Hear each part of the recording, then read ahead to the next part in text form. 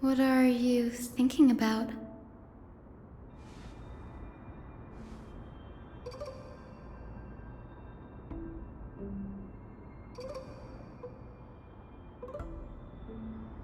Is that so? You don't look the slightest bit amazed, though.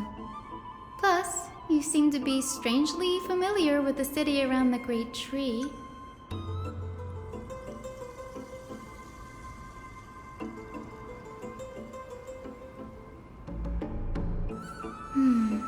Events of the past, huh? I was also a child when I looked up at Circe's. Their leaves and branches reflected the sparkling stars, and their trunk was like a pillar that supported the sky and ground. I stood at this very spot back then, imagining the day when I could climb to the top of this tree, because I would be the closest I can be to the sky at that spot.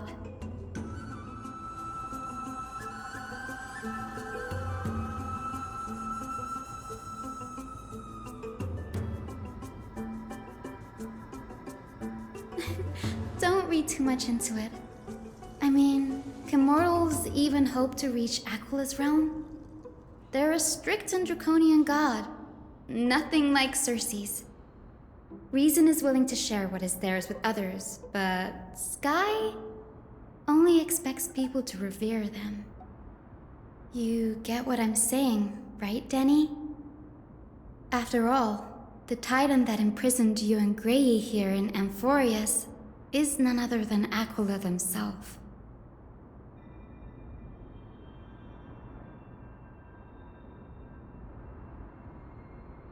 But there will always be people who dream of soaring towards the sky. The Grove has a wealth of research on Aquila, and that is exactly what we are here for. It's just, I never thought Grey would meet with something like that before we set off. As a physician, I should have been there by his side.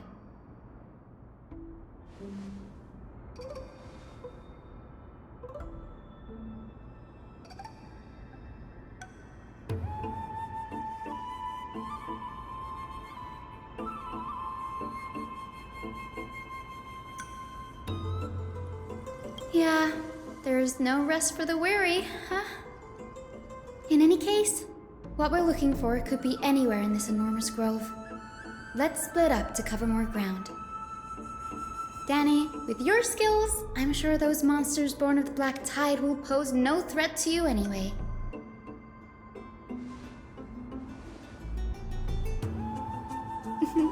Have you forgotten that you're talking to the chief physician of the Twilight Courtyard?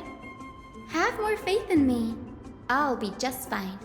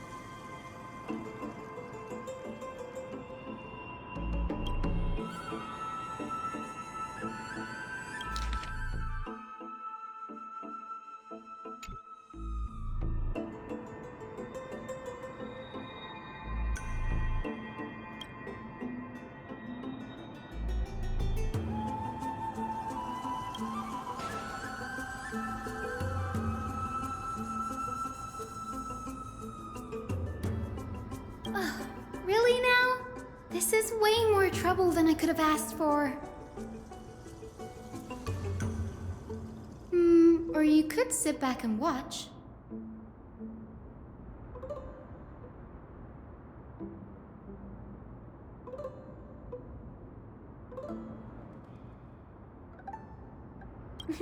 I'm kidding, Danny. Lend me a hand, pretty please.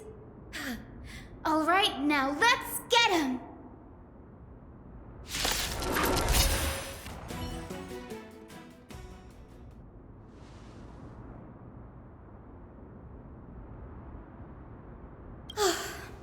The Black Tide is remarkably quick to detect the light of Amphorius.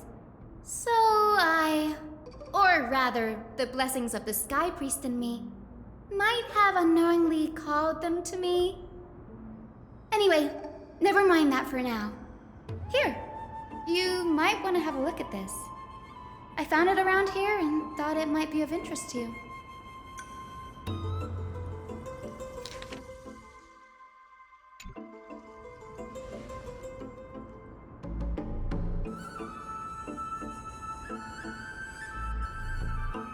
This is new. I didn't know Professor Anaxa was researching the sky. He's never mentioned anything about it.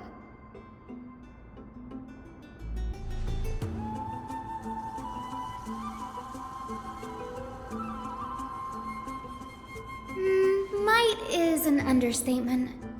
Anaxa has never been one to venerate the gods, nor has he ever found it within himself to put any faith in the prophecy. People have come to think of him as a heretic, even in a place as liberal as the Grove. Yet, it is also this very blasphemer that Circe's favors. Fate sure works in mysterious ways.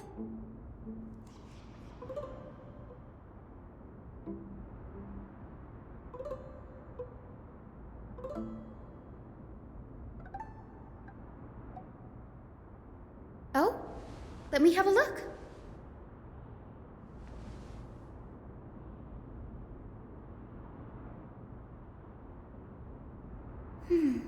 By the looks of them, these scrolls are records of two conversations that took place in the same setting, one after the other.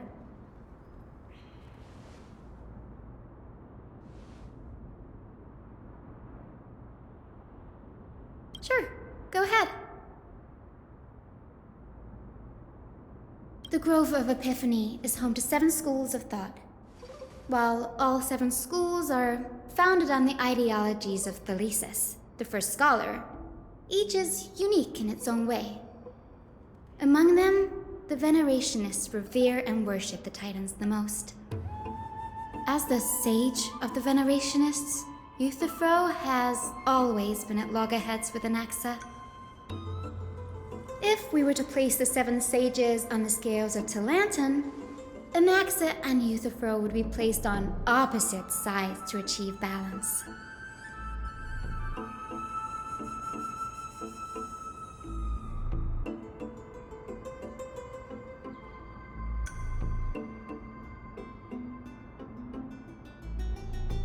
Nearly everyone in Amphorius has heard the story of the skyships by now. Aquila's stature is loftier than the heavens, and their divine retribution is merciless. That That's why it's no use building giant skyfaring ships. Oh, but I do wonder if a supercharged mini treaty cannon could slip past their watch.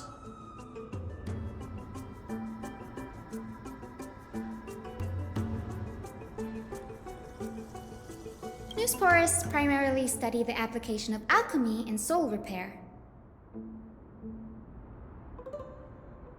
Everyone considers Anaxa a blasphemer, but that has never stopped him from sharing his ideas, no matter how taboo. If you must say that he's hiding something, then it's likely what lies beneath his eye patch.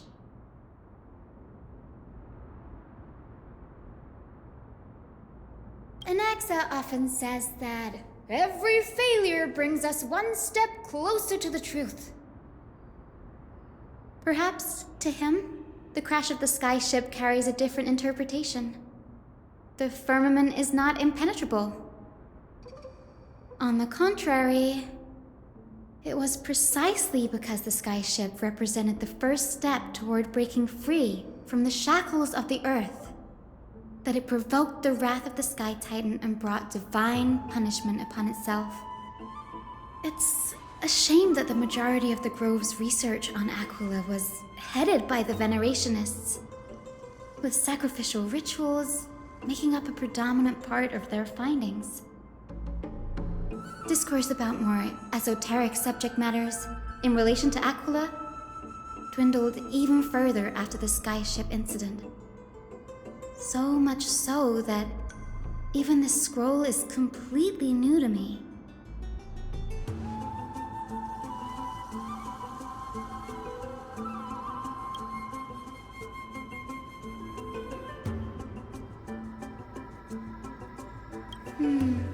That's what I'd like to know.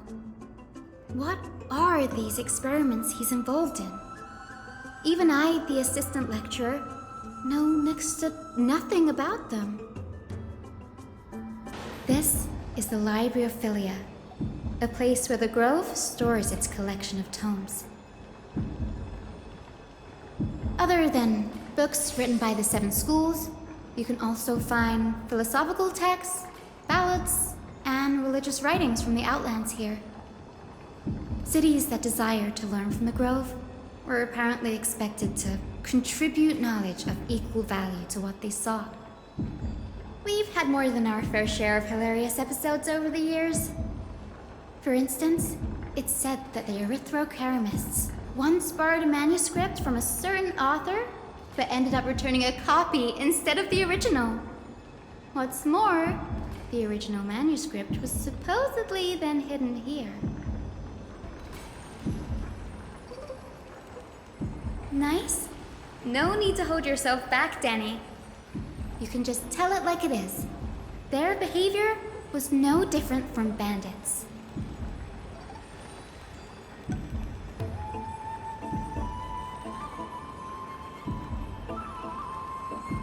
Whew. You've got me there. Some said you couldn't even find a dictionary in Castrum Kremnos, so I guess they were spared. There are too many books in the Library of Philia. Flipping through them all will take too long. Why don't we use the Biblioslate to search for the texts we need? We can bring them back to Akama for reading after that.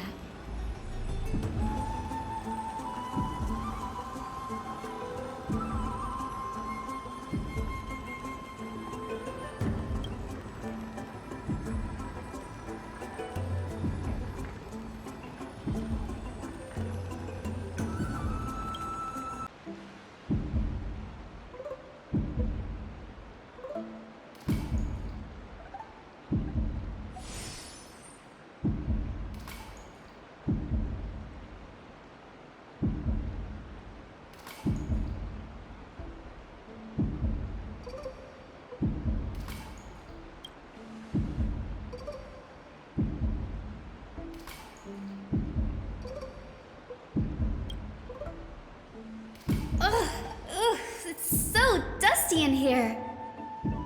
Whoa. Are these all complaints about him? I can already see what they must have written. Anaxa has no respect for the gods. resistance undermines order in our society. They're probably all things like that.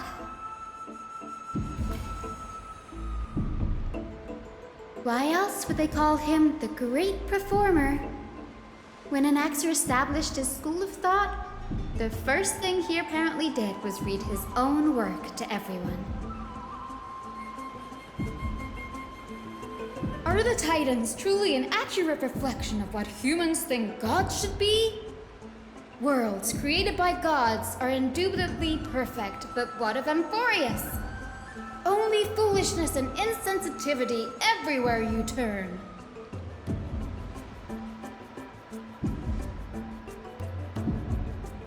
They marched him straight to the seat of judgment before he could finish.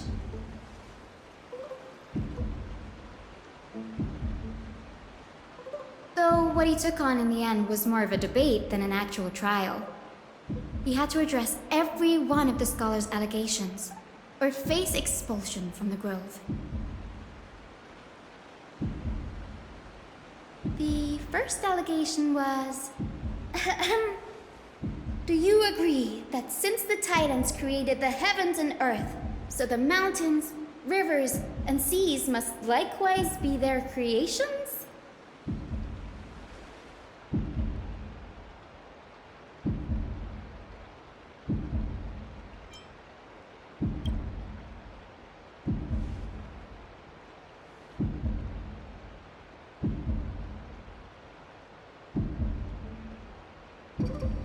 Anaxes said the same thing then.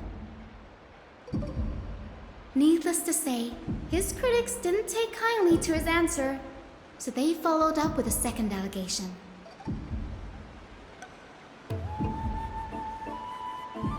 You claim to be studying souls, yet you are, in fact, defiling them and committing acts condemned by the gods. Do you admit it?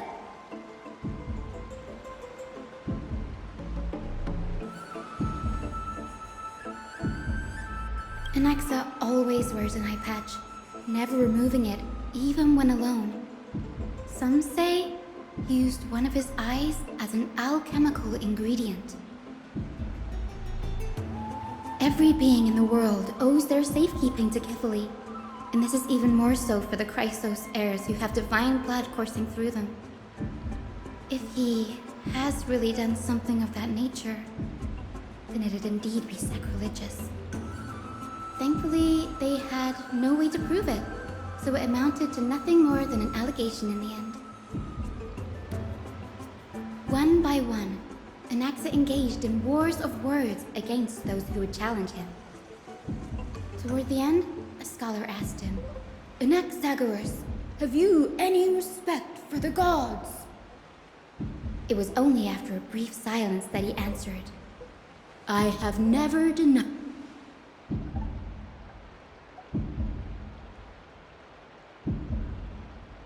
Yes, I'm not sure how that controversy was eventually resolved, but what's for certain at least is that Anaxa was allowed to stay in the Grove where he continued his research, despite being regarded as a heretic.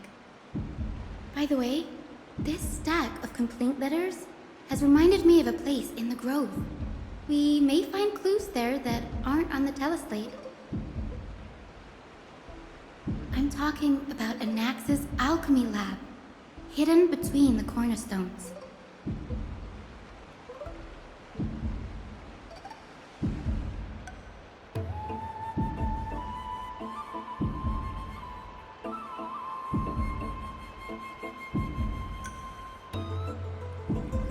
It's a well-kept secret. Among the 7 sages, excluding the nominal chief sage, each has a private sanctuary where they can conduct research undisturbed in their free time. Even the administrators of the Library of Philia are restricted from accessing those places and documenting the sage's research. But with the Grove in this state, I'm sure Anaxa won't be mad even if we sneak into the lab for a short while, right? This is the place, but where is everything? materials for alchemical experiments, matrix diagrams, and even the seal to the lab. They're all gone. Did the black tide destroy it all?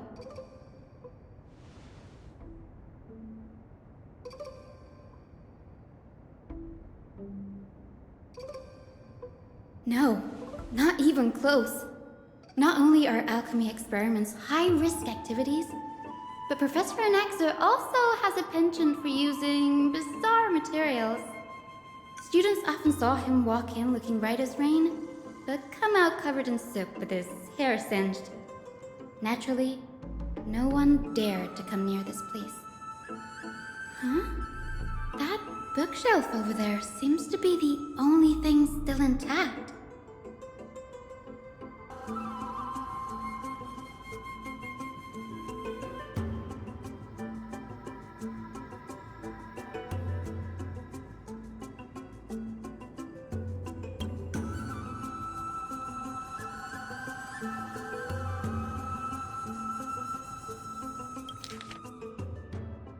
What's going on? Anaxa is conducting research on our friends in Alchema and... me?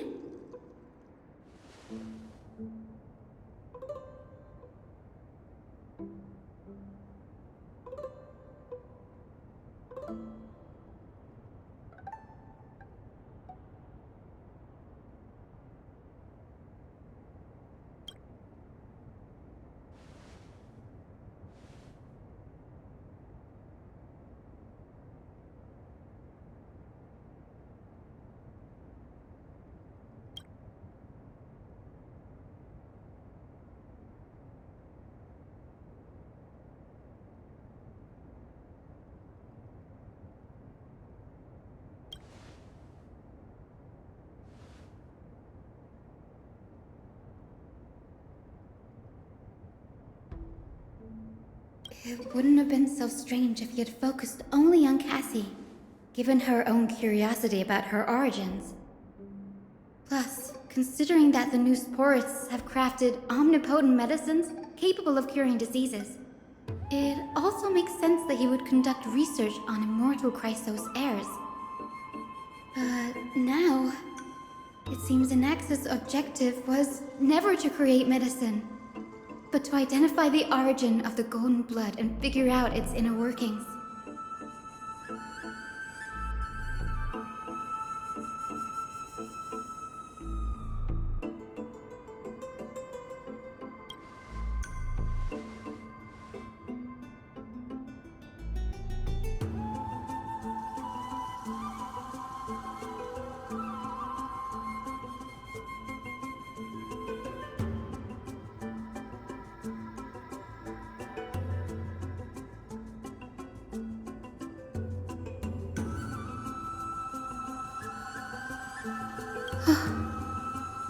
Danny, look at this. I have a bad feeling about this.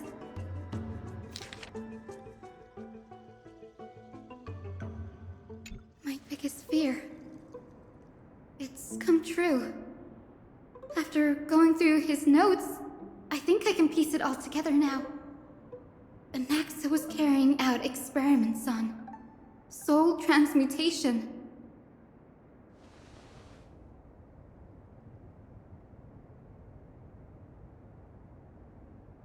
Yes, this is what he was secretly conducting research on. Something he had to keep hidden from others. Compared to his public speeches, this is the real blasphemy. Oh, I just thought of something. Do you remember when the black tide was approaching? The Grove had planned to send Cersei's core flame to a safe place. But an accident happened along the way, and Anaxa lost his life in the process.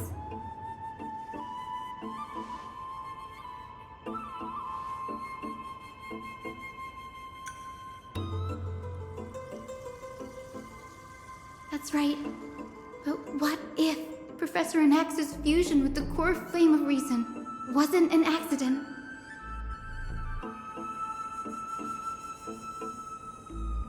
Put yourself in his shoes.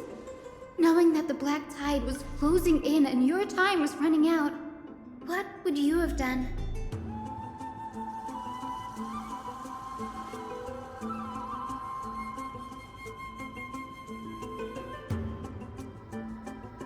Exactly. When the black tide came, the true reason Anaxa headed to the luminary throne was to transmute and fuse himself with the Titan's core flame. No. Judging from how he reacted after the event, the results came as a surprise. Maybe he failed to consider the possibility that Xerxes would make a similar decision. The manuscripts detailing all the alchemical formulae have been taken away. His research is still ongoing.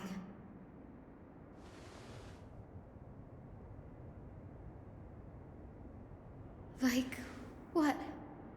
There's only one Titan left in the world now. No. No way.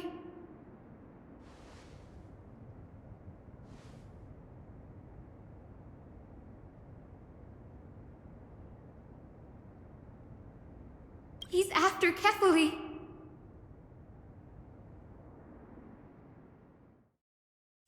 Sir, this sky above us, it's not real, is it? Of course not. This is just an image from a projection device used for educational purposes. A simple trick.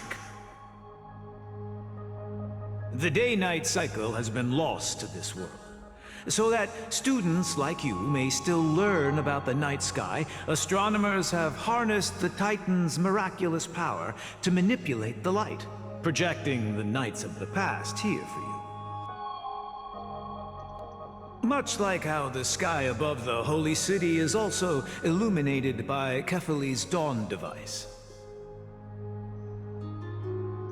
So, the skies of Akama are fake too. You mustn't conclude that, Anaxa. You should know that only a child would expose a trick and be proud of it.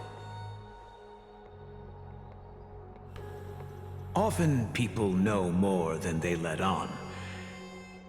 They simply choose to feign ignorance because they have no other choice. Then they're just deluding themselves. People believe in Kefali's tale of Genesis, accepting wholesale whatever the priests preach. But we're different. We've already walked out of the firelit cave of ignorance. We have already realized that we live in a world where Titans make the rules.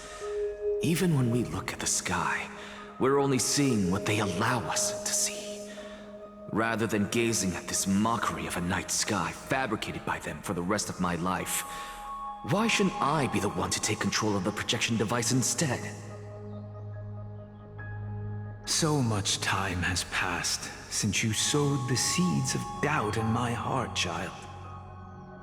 Many a night, I find myself penning down all my theories and wild ideas, only to burn them to ashes when I open my eyes in the day. Why?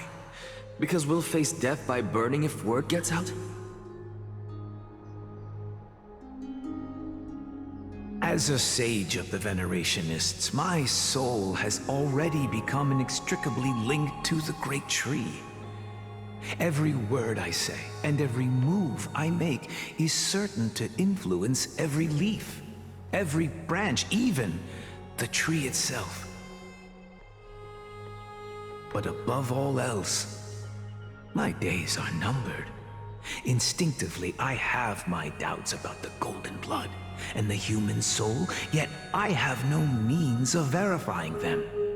The golden blood in my veins is woefully thin, and I am loath to waste what little time I have left obsessing over a hypothesis that cannot even be proven in the first place. But I can, sir. I can do it for us. The time is right. Give me all that I need, and I shall accomplish this grand feat on your behalf.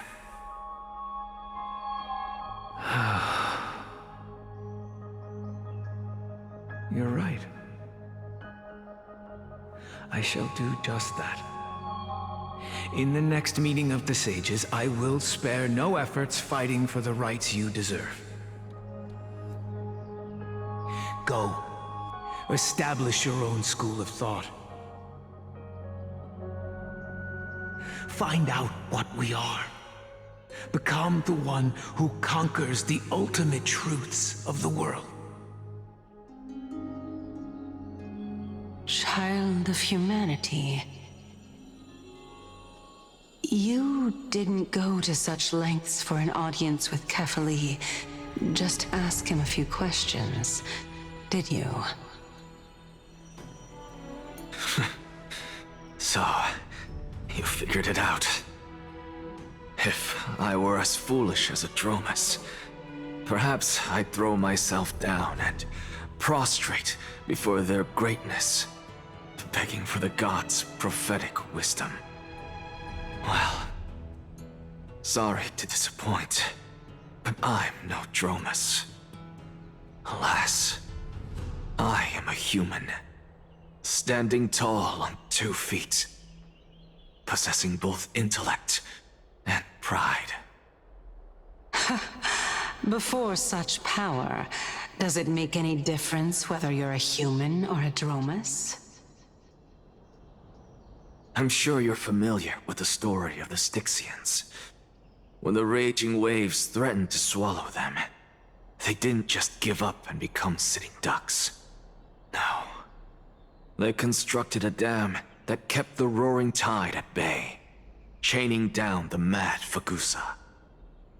They call me a blasphemer, Xerxes. But that doesn't mean I deny the existence of gods. It's just... as I see it, Titans are simply a force that mankind has yet to find a way to tame. Oh? If power that rivals the Titans is what you crave, why not conform to the prophecy and brave the trial?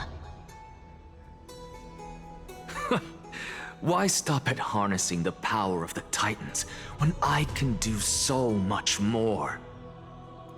The source of life is what I wish to grasp, to understand what makes up the soul, and to learn what we really are. Thanks to you, I've had the chance to personally verify, in more ways than one, that the soul indeed ceases to exist in death. But where there is death, there is life. And where there is an end, there must also be a beginning. How then is a soul born? That was the only unknown variable left in my calculations. And by the sound of it, you have already formed a conjecture. No, I have already drawn a conclusion. In my journey unto death just now, I finally saw the answer with my own eyes. Professor Anaxa, I'm here. His life hangs by a thread. I must ask you to refrain from taking any unnecessary steps. Of course. I'll bring this to a conclusive end, and give you the answer you so desire. However, in accordance with the principle of equivalent exchange, I must also demand from you what I need. As you wish. Don't you care to know what the price might be? It's a matter of uncovering the truth about the Death Titan and his survival.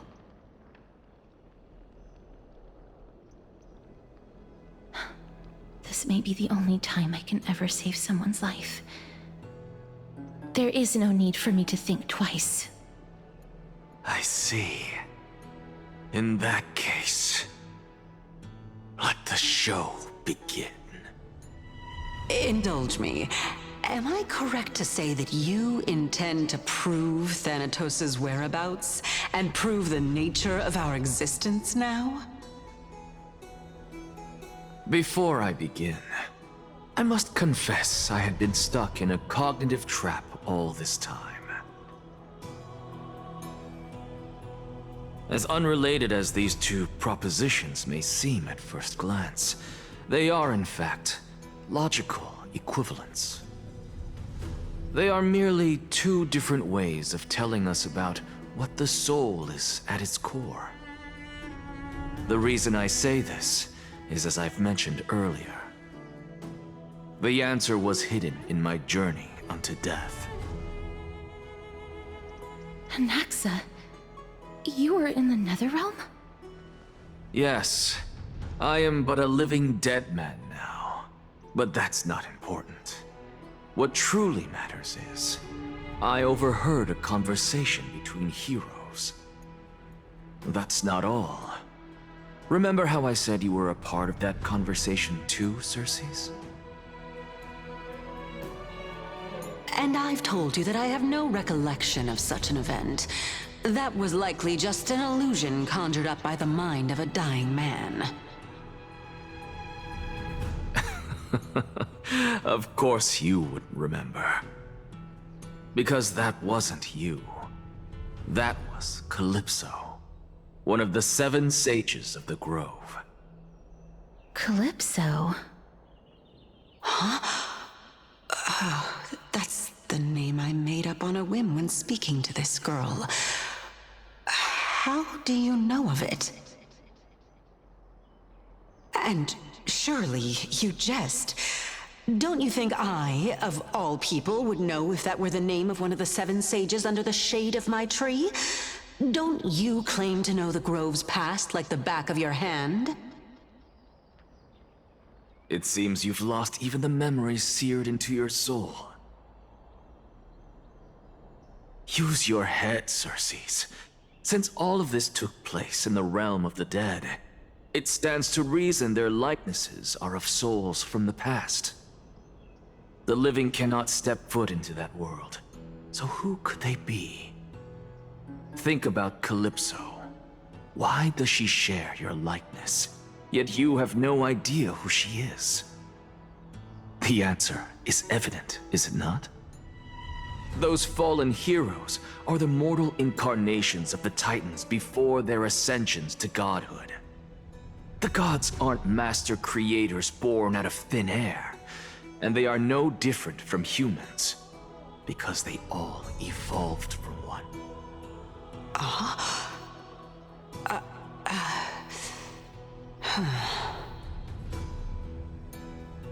Does this answer disappoint you? Yes, because you've answered nothing. If I truly was once human, as you claim, then where do the children of humanity come from? Even on the off chance that you speak the truth, this brings us no closer to grasping Thanatos' whereabouts. How are we to find them? I knew you would say that. But it matters not. I know what I'm doing. Actually, why don't we have this supreme being standing before us tell us everything? You can revive a Titan? Humans cannot return from the dead. Neither can gods. But all we need to do is look at this from a different perspective, and the problem will resolve itself. The solution is simple. Just like what you did to me. If I'm reborn as Kefali, I can rebuild the world and all within it as they once did. Simple, is it not?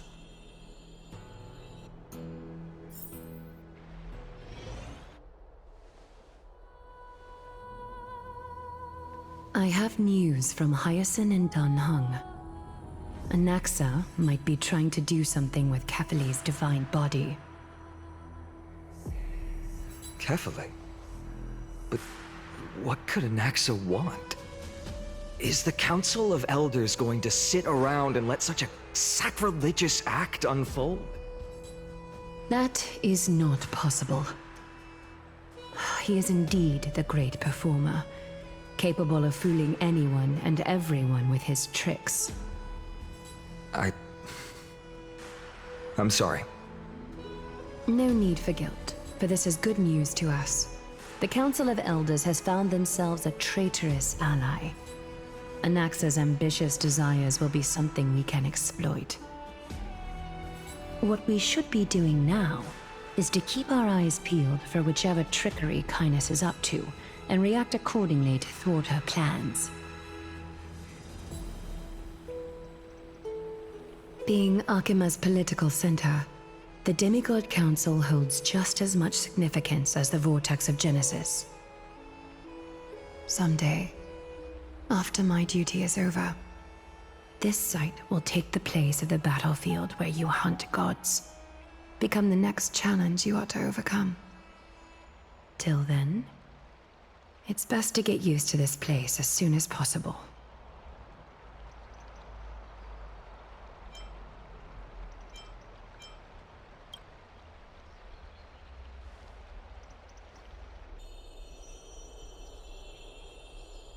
Preposterous! The Christos heirs only have their standing because of the Council of Elders! How dare they trample over it!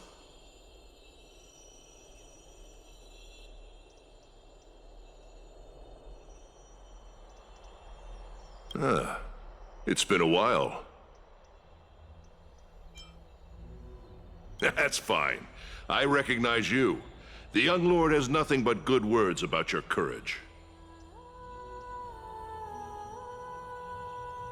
It has indeed been some time, Lord Krateros. What brings you here in such haste?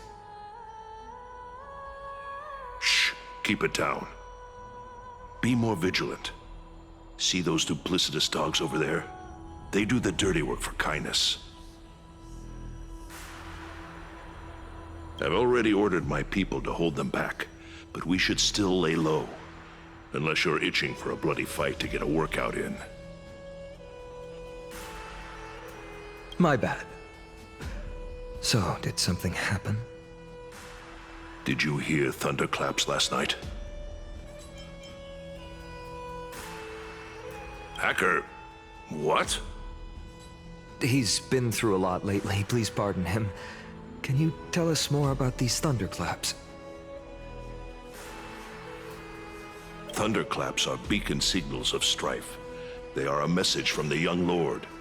He threw a spear bearing several words at Akama. Watch out. The Flame Reaver is back. I guessed as much. We didn't actually kill them back at the Kremnos Arena. I figured this is something you would want to know. We Kremnoans never back down from a fight. So if you plan to take that thing down in a battle, reach out to me anytime. You have my gratitude. I will let Aglaya know about this right away. Remind her to be on her toes while you're at it. That vicious Kynus has been unusually active lately. Those lackeys she keeps under cover have been going in and out of the city a lot more frequently these days. Some even seem to be getting Kremnoans to defect to the Council.